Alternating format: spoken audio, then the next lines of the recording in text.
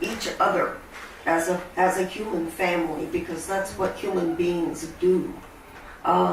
We've got this little gang, billionaire-led gang of thieves and inhuman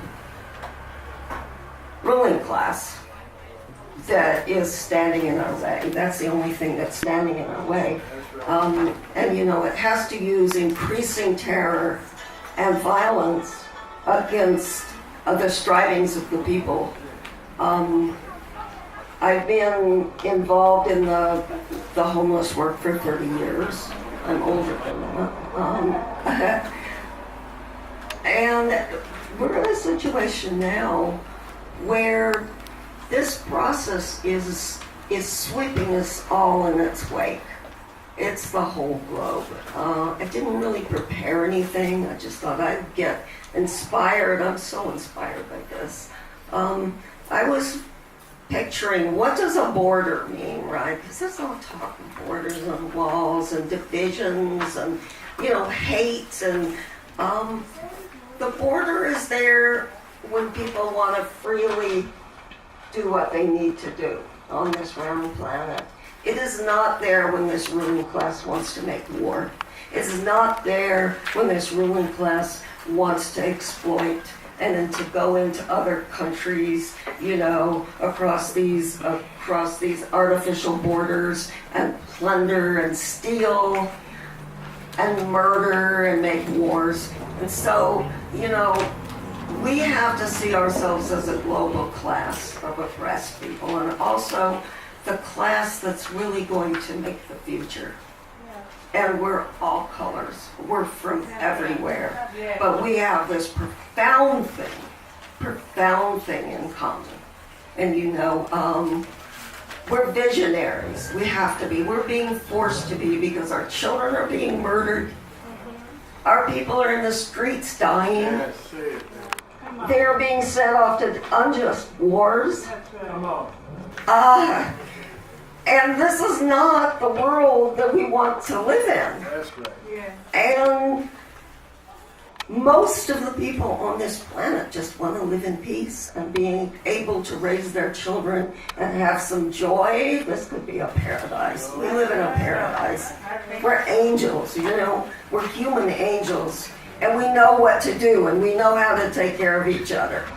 And we're a class. And we cannot allow them to divide us up and set us against each other, because we're all in the same boat, and if we fight for each other, the boat's going to capsize and we'll sink. Okay, it's that simple. We got to take care, we got to look after our own interests, right? And to do that, we have to love each other, support each other, and be revolutionaries. So that's the time that we're in. It's a wonderful thing. It's a wonderful time to be alive, because what we do now is going to bring on a future that really ends class exploitation and heals the planet and heals our spirits, stops the murders, stops the hunger and homelessness, and ushers in a beautiful civilization, you know, materially, culturally, and spiritually. So anyway, I could go on. It's already been said. As far as Venezuela, there's an article that just got posted from Counterpunch, and I printed out a few copies there, really saying what Venezuela is about is the haves against the have-nots, right? And the Bolivarian Revolution and Hugo Chavez, and attempting to take some of that petroleum money, some of it, and uplift the lives of the poor people. And there's a counter-revolution going on now that is extremely brutal. People are being burned to death, lynched, or the mass of people, most ordinary people, are fighting in the streets to defend, you know, what has been achieved by this partial revolution, by this attempting to uplift people's people's lives with that money, okay, that's coming from oil.